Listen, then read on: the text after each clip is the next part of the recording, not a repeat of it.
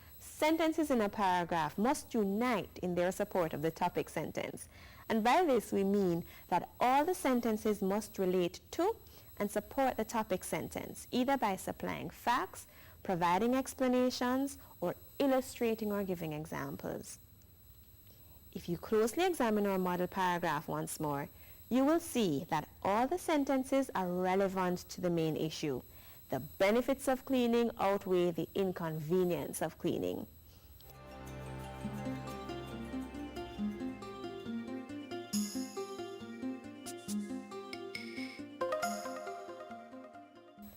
In addition to being unified, a well-organized paragraph will follow a particular order. We can organize our ideas based on their importance. This way, we can emphasize those things which are most important and work our way to those things which are least important. If you are trying to convince pregnant mothers to quit smoking, using this kind of approach would be worthwhile.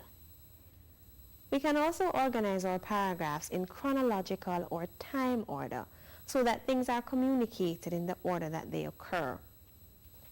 If we wanted to share with pregnant mothers how smoking can harm unborn babies, we could look at the varying stages of pregnancy and the challenges that smoking poses to the unborn baby at each stage. Surely, we would start from the earliest stage and work our way to the latest. If we also wanted to tell someone how to clean terrazzo tiles, for example, we would let him know what he needs to do first, and then what should follow, until we get to the final stage of the process. This is what we mean by chronological order. If we were telling someone of an incident, it would be important to relate the order in which the events took place. Again, chronological order.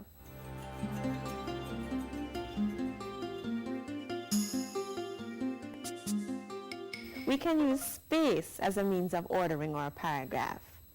This is useful if you are trying to describe a place or a situation where the position of objects is important. Imagine you are trying to give your friend a clear idea of how your bedroom is set up or how an interesting little village is organized. This would be the ideal way of structuring your ideas. In such a paragraph, you can expect to see words and phrases which offer clear directions, such as to the left, behind, just above, in the distance, and so on.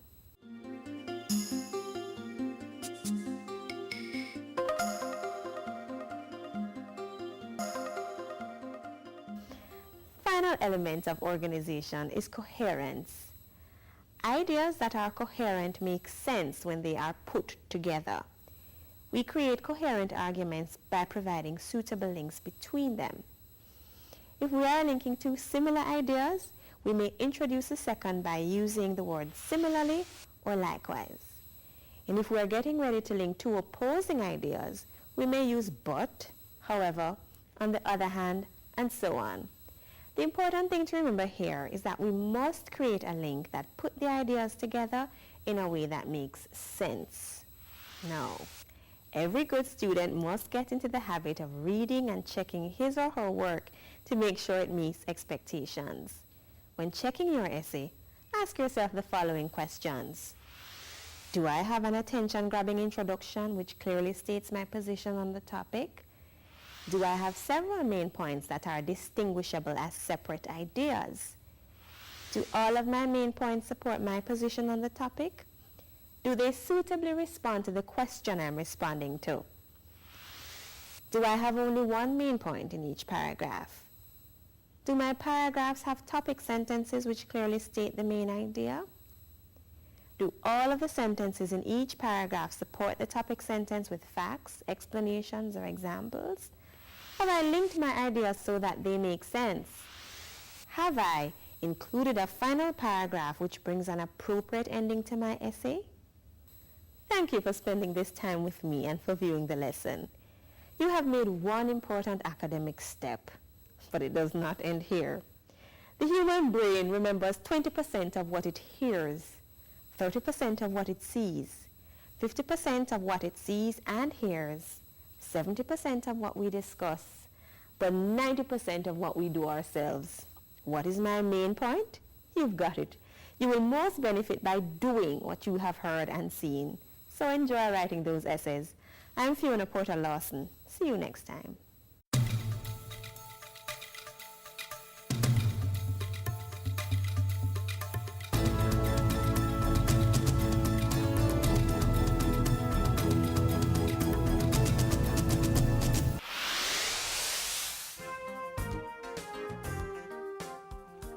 Yo, my youth, you don't understand not Miss Brown Green in the passage? Of course, you never realized when Mary go back home at the end of the passage. A lie, but it never said that she went home back.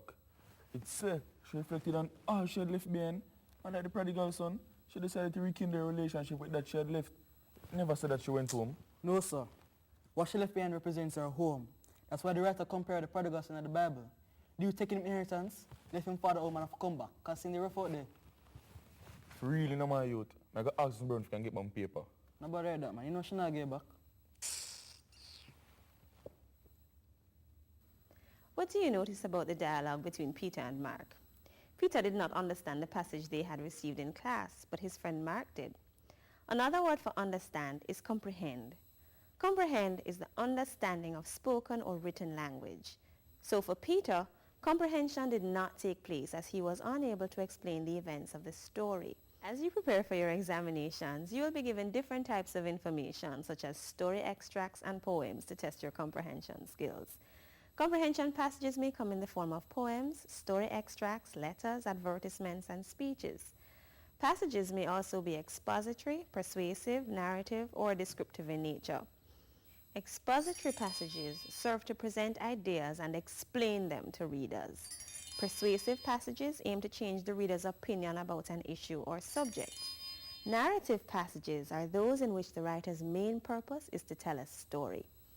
Descriptive passages are those that use specific details that are designed to appeal to the reader's senses. Comprehension involves a bit more than just understanding a story or a passage. It also involves being able to explain the information as well as connecting what you have read to previous knowledge that you may have. In the passage, knowledge of the story of the prodigal son would have been helpful for Peter, as understanding the comparison being made between Mary and the prodigal son would have caused him to realize that Mary decided to return home. It's also important that you learn to identify the writer's purpose and tone. When we talk about the writer's purpose, we mean the writer's reason for writing. Is he writing because he wants to criticize something or someone? Does he want to inform his readers of something he thinks is important? The writer's tone can sometimes be difficult for some students to identify, but it is simply his attitude to the subject. Is it angry, bitter, serious, sarcastic, mocking, light-hearted, etc.? Have a look with me at this letter to the editor posted in the Daily Gleaner. I heard that Minister of Tourism, Mr. Edmund Bartlett, wants to bring casino gambling to Jamaica because it injects foreign exchange into the country. I understand that the church is against the plan. I would like to ask the church this question. What do we want, investment or no investment? Employment or no employment? Crime or crime-free? I would like the church to look at the program again. How would you describe this writer's tone? Mocking, sarcastic, irritated? Any of these words would have been an appropriate description. Now, what would you say is his purpose? To convince others, especially the church, to rethink their negative perception of casino gambling.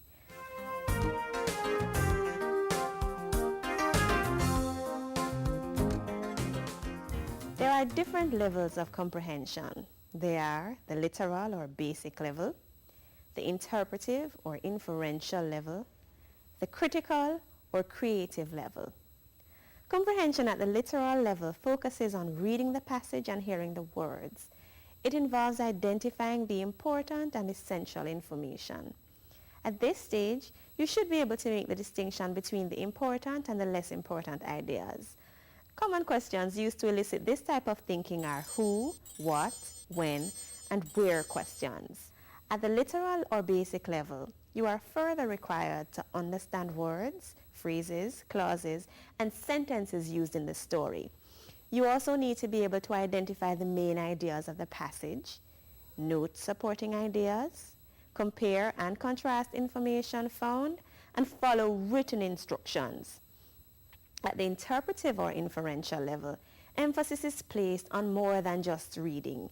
You must read between the lines and examine what is suggested or implied by the writer. At this stage, you are required to combine pieces of information in order to make conclusions about the author's intent and message. Examination questions in this category are thought-provoking questions like why, what if, and how. It is at this level that you will be asked to provide explanations. At the interpretive or inferential level, you are further required to predict outcomes of the passage, interpret the characters of the passage, arrive at conclusions, make generalizations, perceive the relationships between characters, identify ideas that are implied, interpret figurative language used, and that is language which expresses more than the literal meaning, interpret punctuation, understand the mood and emotions of characters, understand the author's purpose, summarize information. At the creative or critical level, understandings of both the literal and interpretive levels are combined, reorganized, and restructured. At this stage, you are required to express opinions, draw insights, and develop fresh ideas.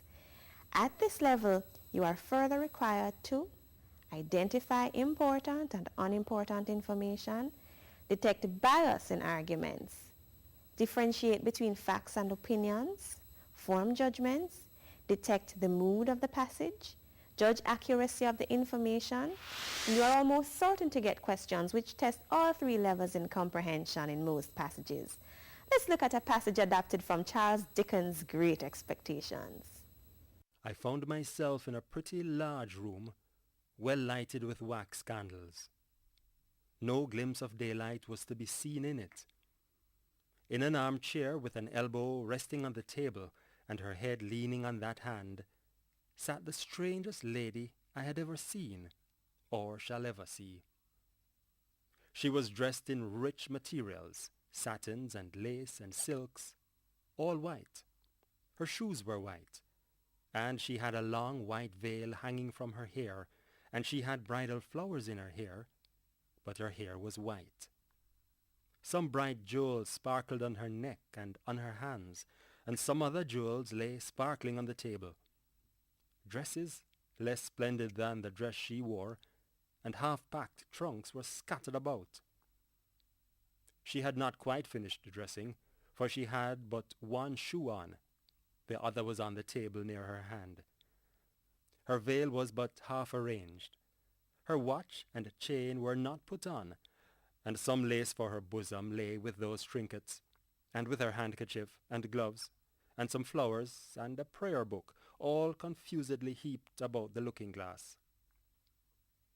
It was not in the first few moments that I saw all these things, though I saw more of them in the first moments than might be supposed. But I saw that everything within my view, which ought to be white, had been white long ago, and had lost its luster and was faded and yellow. I saw that the bride within the bridal dress had withered like the dress, and like the flowers, and had no brightness left but the brightness of her sunken eyes. I saw that the dress had been put upon the rounded figure of a young woman, and that the figure upon which it now hung loose had shrunk to skin and bone. "Who is it?" said the lady at the table. "Pip, ma'am." "Come nearer. Let me look at you. Come close." It was when I stood before her, avoiding her eyes, that I took note of the surrounding objects in detail, and saw that her watch had stopped at 20 minutes to 9, and that a clock in the room had stopped at 20 minutes to 9. "Look at me," said Miss Havisham. "You're not afraid of a woman who has never seen the sun since you were born?" I regret to state that I was not afraid of telling the enormous lie comprehended in the answer, no. "Do you know what I touch here?" she said, laying her hands one upon the other on her left side. "What do I touch?" "Your heart. Broken." There are quite a few things from this passage that you will have to infer or reason out based on the evidence. Miss Havisham still wears a wedding dress. We are told this. She isn't completely dressed. She's wearing only one shoe. Her veil isn't completely arranged, and she seems to be wearing some of her jewelry. We are also told this. All the clocks in the room have been stopped at the same time. She has half-packed some clothes. She holds her hand to her heart and says it is broken. Based on all these things, we can infer that Miss Havisham was in the process of getting ready for her wedding when she learned that the wedding would not take place. She still remains heartbroken by the experience, and even though this is many years later, she still has not gotten past it.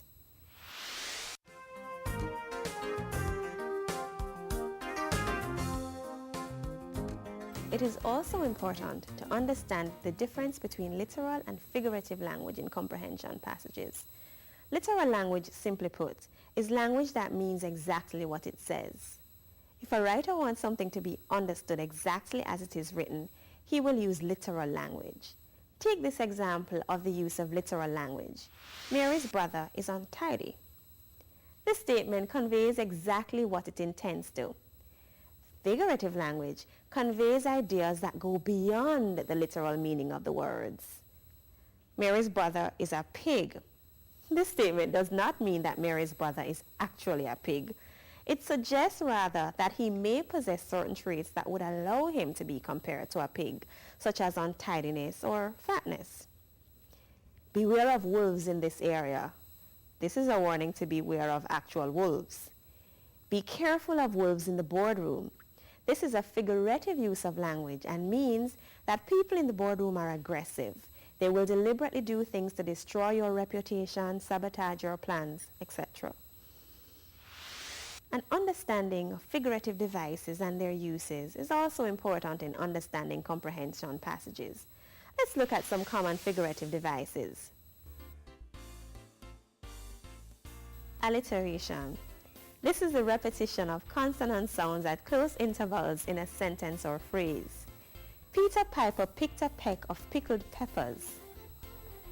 Handsome Howard has no happy home. Hyperbole. Hyperbole uses exaggeration for effect. I have a pimple on my nose the size of a mountain. Haven't I told you 1,000 times to do your homework before you watch TV? Personification. This is where animals, ideas, or inanimate objects are given human qualities or perform human actions. Death paid a visit and carried the sick little boy away. The storm tore furiously at the buildings. Simile. This is a figure of speech in which a similarity between two very different objects or ideas is expressed using the words like or as. She sings just like a bird. A metaphor. This is a figure of speech which compares one object with another, giving the first object the qualities of the second. George was a lion in the struggle, fighting with tooth and claw. She was a beacon of light for those she met during the early days of the Depression. Onomatopoeia. This is the use of words whose pronunciation suggests their meaning. Words like crash, bang, pop, hiss. Irony. A statement that is intended to convey the opposite of what it says. An action or situation can also be ironic when the opposite of what is expected occurs. You don't need to study to do well. It's enough to be attractive and popular, and the good grades will just rush in like a mighty flood. Rhetorical question. The rhetorical question is used to provoke thought without requiring an answer. Can we really expect to smoke, drink, and swear in front of our children and not expect them to